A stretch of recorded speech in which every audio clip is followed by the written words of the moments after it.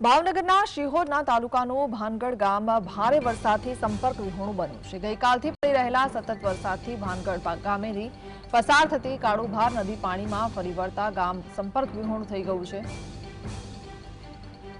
ભાનગઢ ગામ તરફ જવાના રસ્તા પર નદીના પાણી ફરી વળ્યા છે।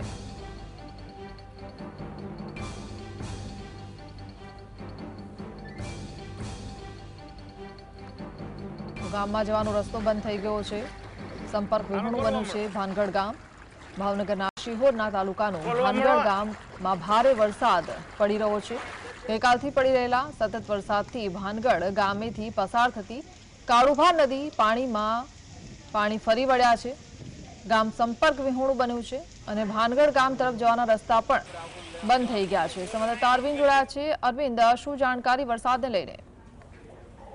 ચોક્કસથી જે પ્રમાણે માહિતી મળી રહી છે તે પ્રમાણે વલ્લભીપુર અને ઉપરવાસમાં ભારે વરસાદ પડ્યો છે। તેના કારણે જે વલ્લભીપુરની કાળુભા નદી છે, કાળુભા નદીમાં ઘોડાપૂરની પરિસ્થિતિ સર્જાય છે।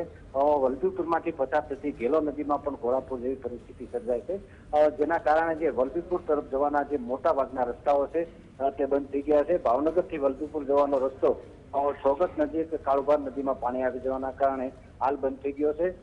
વલ્લભીપુરના જે ચમાડી ગામ છે ત્યાં સાપનાથ મહાદેવ મંદિર છે, ત્યાં પણ કેટલાક લોકો ફસાયા હોવાની માહિતી મળી રહી છે, જેને લઈને તંત્ર દ્વારા તેમનું રેસ્ક્યુ કરવાની કામગીરી હાથ ધરવામાં આવી છે। જી, આભાર।